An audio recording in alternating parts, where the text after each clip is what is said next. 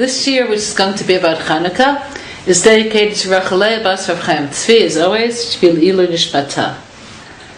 So Chanuka is, it's a time of so many different themes converging. The word Chanuka is related to the word Chinuch. The relationship is as follows. There are two different ways through which we educate our children or ourselves. One is called chinuch and the other is called hadracha. What hadracha is discovering a path from the word derech. You know who you are and you know what you want. How do you get there? So for ourselves and for our children, the answer to that invariably is going to be through learning. If you know what the Torah actually tells you to do, then you have hadracha. So in order to understand hadracha, which I'm just saying by introduction to chinuch, I want to talk for a moment about what halacha does for Jews, how it moves us to being people whose reality is different than that of others. People sometimes consider religion as sort of a peaceful place in the storms of life, certainly Christianity, and certainly Buddhism. It's not what it is. Halacha is telling you how to contend with life.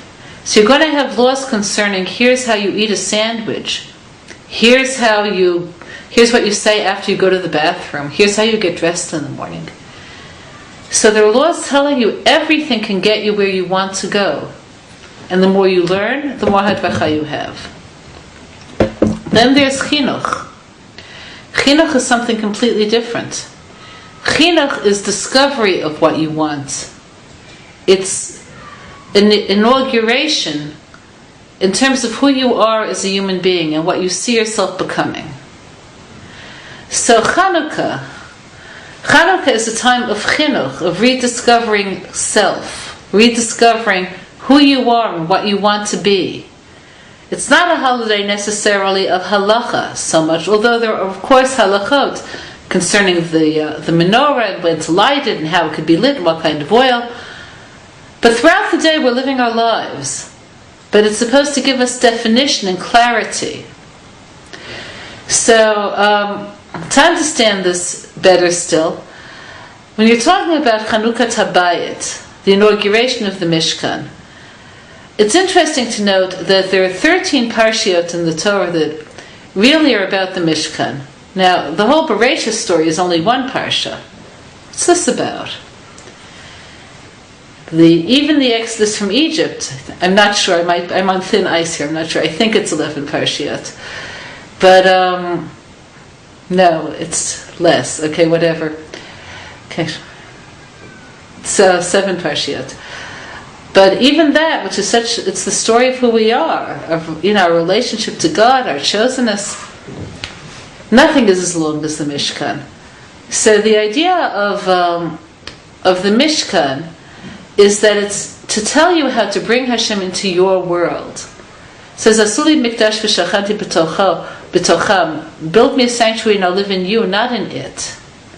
So Chanukat Habayit, the idea of inaugurating the Mishkan within yourself, means making yourself a person that could receive Hashem. And there are two aspects of this. There's a machloket between Rambam and Ramban about what the most central part of the Mishkan was, and later the Mikdash. Ramban maintained that the Aron was the focal point. What was the Aron? Rav Hirsch and others point out the Aron was parallel to the mind, in its shape even. The two sides parallel to the two lobes of the brain, the three actual boxes, gold, wood, gold, which contained the luchot, parallel to the 3 layers of the skull.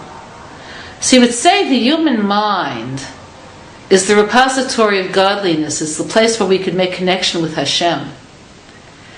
And in the Mishkan we're saying, make me a sanctuary and I'll live in you. It means make your mind holy. Let it be a place that receives Torah. Let it be a place where Hashem's words could be heard, ki'ilu, between the kruvim. Rambam says something else. Rambam says that the altar The Mizbeach was the focal point, certainly in the Mikdash. Offering sacrifices, which has to do with taking the physical world, which is so distant from Hashem, and elevating it. So we have two things: elevating the physical world through halacha, primarily, and having a mind that could receive godliness primarily through study, through hearing what he has to say, moving from above to below, and from below to above, and together they make this place of meeting. What does this have to do with Chanuka? So I have to say one more thing by way of introduction.